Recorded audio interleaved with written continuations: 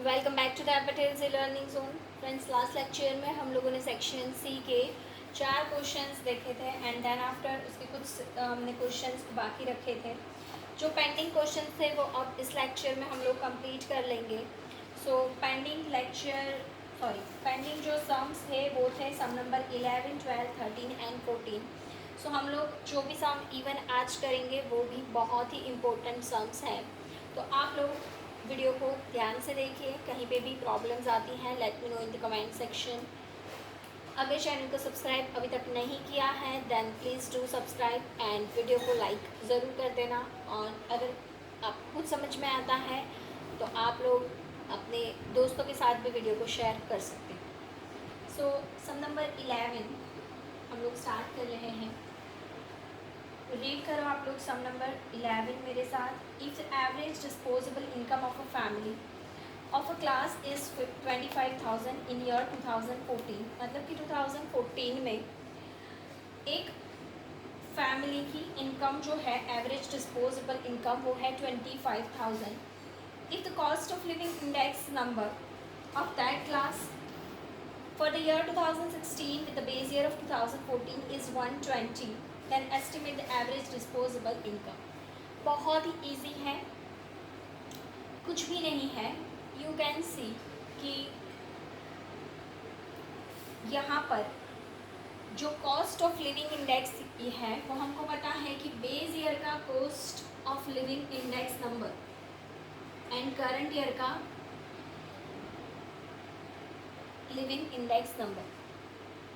अब base year का जो लिविंग इंडेक्स नंबर है वो होता है 100 और हमें यहाँ पर करंट ईयर का इंडेक्स नंबर दिया है 120। अब हमें बोला है कि अगर बेस ईयर दैट इज़ 2014 उसमें इनकम 25,000 है तो 2016 में इनकम कितनी होनी चाहिए? नथिंग, सिर्फ आप क्रॉस मल्टीप्लिकेशन करना है and you are good to go.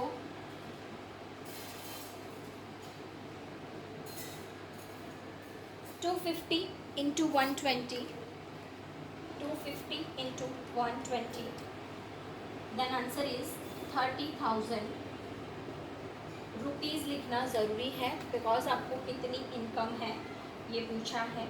One more thing कि जब इतना इजी सम होता है तो इन दैट केस आप लोग इतना करके छोड़ मत दो, नीचे एक सेंटेंस में लिखो कि in the year 2016 the average disposable monthly income should be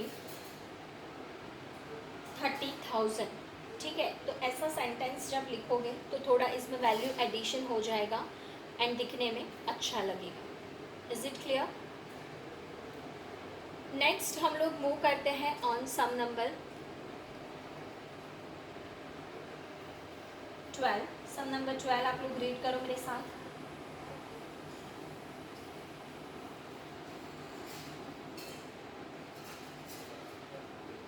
The average monthly income of a worker is 16,000 in the year 2015। 2015 में इनकम है 16,000।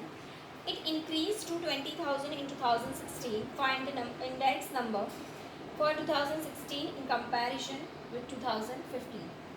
जो हमने किया था सेम टू सेम अभी ऐसे ही करना है, बट यहाँ पर आपको मंथली इनकम दी हुई है। अगेन बेस ईयर है 2015, base year 2015 and current year 2016।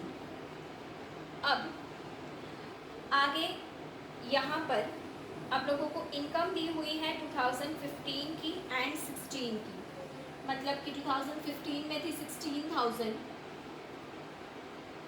And ये इंक्रीज होकर 2016 में हो गई 20,000। क्या? Income. Then what should be the index number as compare to 2015। अब कंपेयर किया मतलब कि ये बेस ईयर 2015 है तो यहाँ पर हमें बेस ईयर का इंडेक्स नंबर लेना है 100, तो इसका इंडेक्स नंबर कितना? ठीक है, again what we will do, cross multiplication 100 into 20,000 divide by 16,000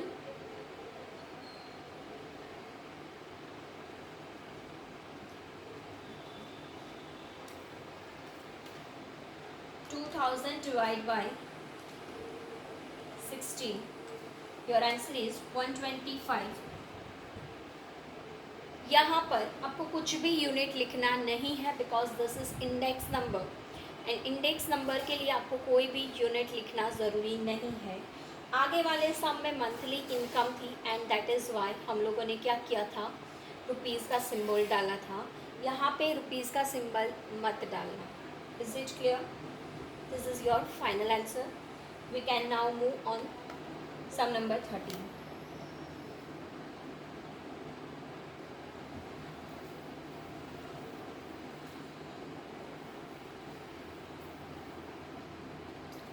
If the production of an item increased by 9.5 times in 2016 as compared to the base year, find the index number of production for the year 2016. Basically this is question of section C, but ये मैं बोलूँगी कि आपको 1 mark में ही पूछना चाहिए because इसका उससे ज़्यादा हम इम्पोर्टेंस नहीं दे सकते हैं. 9 डिवाइड बाई 5 टाइम्स बढ़ गया है, ठीक है. सो इनटू हमें करना है 100 एंड बढ़ा तो जितना भी बढ़ा उसको 100 में ऐड करेंगे तो हमें मिल जाएगा उसका इंडेक्स नंबर. सो यहाँ पर हम प्रेजेंटेशन इसको कैसे करेंगे. So production index number for the year 2016 क्या फाइंड करना है हमको. Production index number for 2016 is equals to, हमको क्या करना है, बेस ईयर के इंडेक्स नंबर में जो करंट ईयर का इंडेक्स नंबर है कितना इंक्रीज हुआ तो उसमें ऐड कर देना है. सो बेस ईयर का index number plus increase in current year, जो भी करंट ईयर का इंक्रीज होता है वो हमें उसमें कर देना है ऐड. अब बेस ईयर का इंडेक्स नंबर मतलब 100 एंड करंट ईयर का इंक्रीज 9/5 टाइम्स या 5/9, नो इट्स 9/5 टाइम्स. सो मैं मल्टीप्लाई करूँगी इसको 100 से. तो 9/5 मतलब 900 divide by 5, so it is 180. सो 180 इंक्रीज हुआ तो बेसिकली इंडेक्स नंबर आपका हुआ 280. Again this is index number and that is why no need for any units. Clear? बहुत ही ईजी एंड सिंपल है. ऐसे तो इसका कोई कैलकुलेशन होता ही नहीं है, बट जब आपको 2 मार्क में पूछ लिया है तो हम लोग कुछ इस तरीके से इसको रिप्रेजेंट करेंगे. Otherwise this is totally oral sum. आप ओरली इस सम को कर सकते हो. कैलकुलेशन को ऐसे प्रेजेंटेशन को करने की कुछ भी ज़रूरत नहीं है. बट अगर 2 मार्क में पूछते हैं तो आपको इस तरीके का प्रेजेंटेशन करना पड़ेगा. Clear? Now we will move on sum number 14. I will say sum number 14 is most important one. काफ़ी बार एग्जाम में पूछ चुके हैं. You can mark as important sum number 14.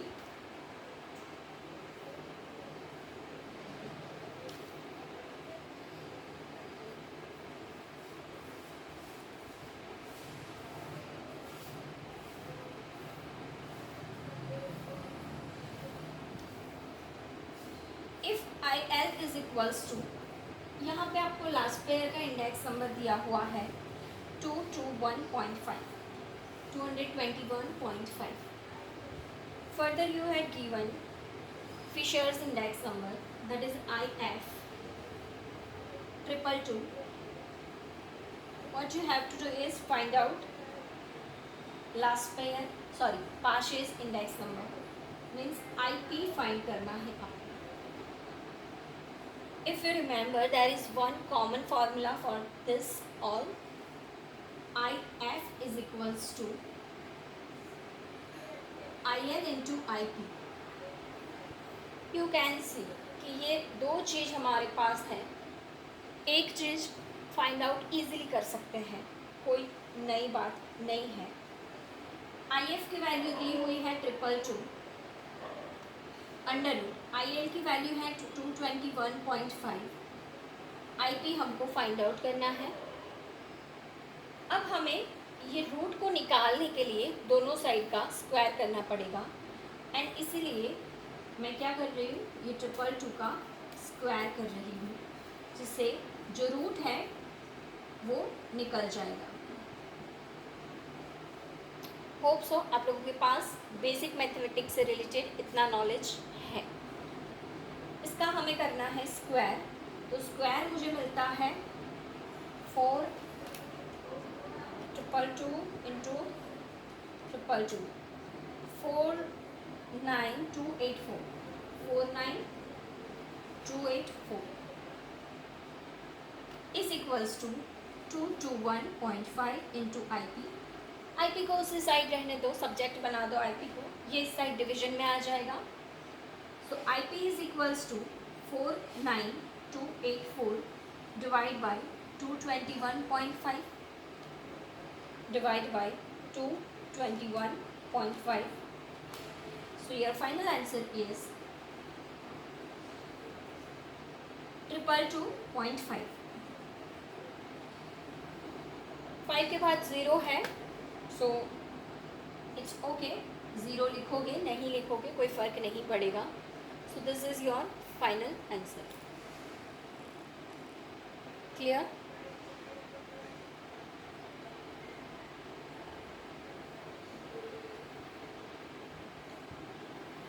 Okay, so इसके साथ हमारा सेक्शन सी जो है वो कंप्लीट हो चुका है. Now we can move on section D. Section D में जो आगे की थियरी है मैं ऑलरेडी कंप्लीट करवा चुकी हूँ. तो अब हम लोग सेक्शन डी के जो भी सम्स हैं सीधा उसी के ऊपर मूव करेंगे. सेक्शन डी, इसका क्वेश्चन नंबर 7 इम्पोर्टेंट कह सकते हैं. Question number 7 section D.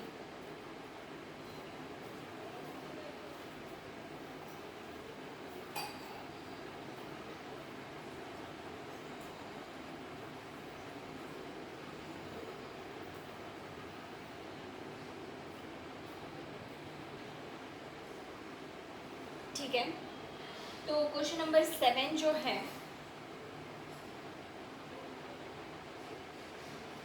Exercise 1 section D and sum number 7.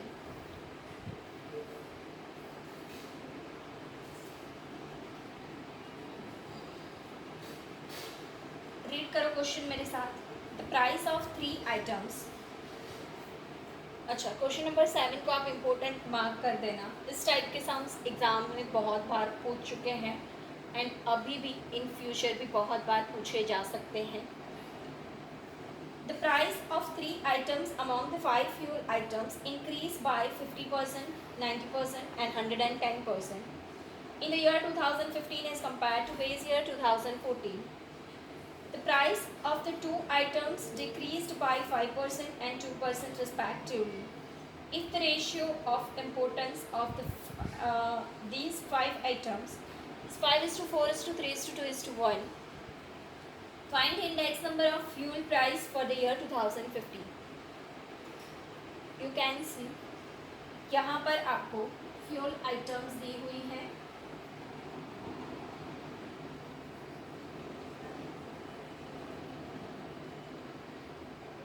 Name इसके नहीं दिए हैं, so you can just give simple 1 2 3 4 5 और you can give ABCDE. A, B, C, D and E. यहाँ पर आपको इंडेक्स नंबर जो है उसके लिए इंक्रीज डिक्रीज वाली इंफॉर्मेशन प्रोवाइड करी हुई है. अब 50% इंक्रीज हुआ, that means index number 150. 90% increase हुआ मतलब इंडेक्स नंबर 190. एंड 110 इंक्रीज हुआ, दैट मीन्स इंडेक्स नंबर है 210. फर्दर आपको बोला है कि 2% एंड 5% डिक्रीज हुआ है. 5% डिक्रीज मतलब 95 एंड 2% डिक्रीज मतलब 98. अगर डिक्रीज होता है 100 में से लेस करो, अगर इंक्रीज होता है 100 के अंदर ऐड करो, तो आपको मिल जाएगा आई. डब्ल्यू के लिए सिंपल उन्होंने वेटेज दिया हुआ है 5:4:3:2:1. The total of W will be 15. Next हमको चाहिए आई डब्ल्यू की कॉलम. आई डब्ल्यू में हम करेंगे multiplication of this both column. First 150 into 5, 190 into 4, 210 into 3, 95 into 2 and 98 into 1. शायद से आप लोगों को अजीब लगेगा कि मैम 98 इंटू 1 भी कैलसी में क्यों कर रहे हैं, because I want to press GT. 2428 सीधा अपने को टोटल मिल जाता है. And now index number is equals to sigma IW divide by sigma W.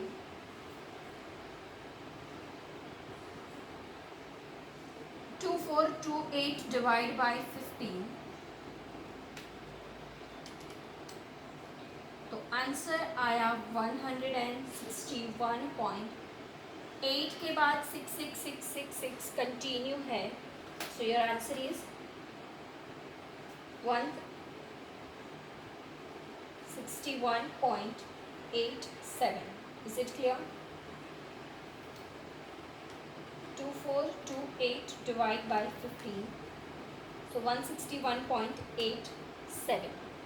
Is it clear? Done. So हम अब नेक्स्ट क्वेश्चन पे मूव करते हैं. Question number 8. क्वेश्चन नंबर 8 है find the fix base index number from following data about average annual income of worker in the company from the year 2008 to 14. Take base year as 2008. आपको क्या करना है, ये जो average income दी हुई है इसके ऊपर से आपको fixed base index number find करना है. सो फिक्स्ड बेस इंडेक्स नंबर आपको जो अपना नॉर्मल फॉर्मूला है, ऐसे ये तो इनकम है, सॉरी ये इनकम है. अपने नॉर्मल फॉर्मूला में अपने प्राइसेस लेते थे. Price of the current year divide by price of the base year P1 upon P0. तो यहाँ पे लेंगे करंट ईयर की income divide by base year की इनकम, तो अपने को मिल जाएगा इंडेक्स नंबर.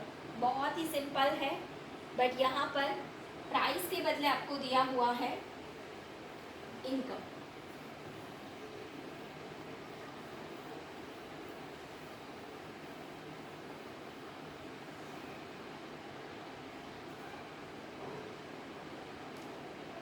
यह दिए हुए हैं फ्रॉम 2008 to 14.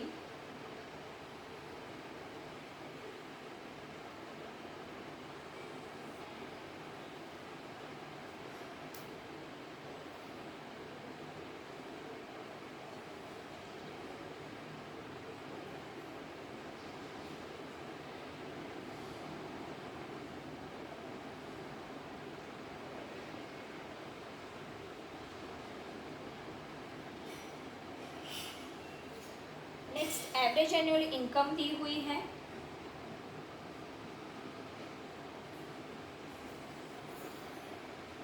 36, 40, 48, 52, 60, 80 and 95. फर्दर हमें चाहिए fix base index number. So index number is equals to P1 upon P0 into 100. हमें क्या करना है, फर्स्ट ईयर का सिंपल 100 रख देंगे. Then after 40 divide by 36, 48 divide by 40, 52 divide by 48, 60 divide by 52, 80 divide by 60, 95 divide by 80 multiplied by 100.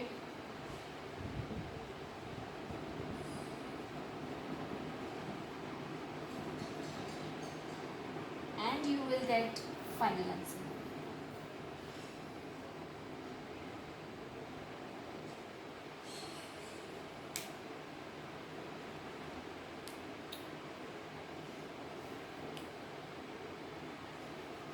Sorry, actually मैंने क्या किया, चेन बेस इंडेक्स फाइंड किया और हमको यहाँ पर बोला हुआ है हमें चाहिए fixed base index number by taking base year 2008. तो हमको सबको डिवाइड बाय क्या करना है 36, बिकॉज हमें 2008 को क्या करना है बेस ईयर लेना है. एंड जब भी बेस ईयर फिक्स लेना है, इन दैट केस जो भी बेस ईयर है वही का वही आएगा. एंड इसके लिए आप लोग शॉर्टकट अप्लाई कर सकते हो. 40 divide by 36 is equals to 48 is equals to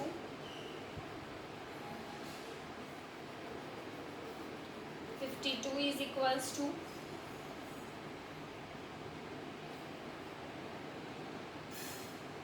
60 is equals to 80 is equals to 95 is equals to 263.89. 888 continue है तो 89 आएगा. होप आप लोगों को समझ में आ रहा है मैंने क्या किया. काफ़ी इजी है, कुछ भी नई चीज़ नहीं है. क्लियर? तो आज के लेक्चर के लिए इतना रखते हैं. नेक्स्ट लेक्चर के अंदर हम लोग फिर से सेक्शन डी जहाँ से भी एंड किया है वहीं से शुरू करेंगे. तब तक के लिए जय हिंद, जय भारत.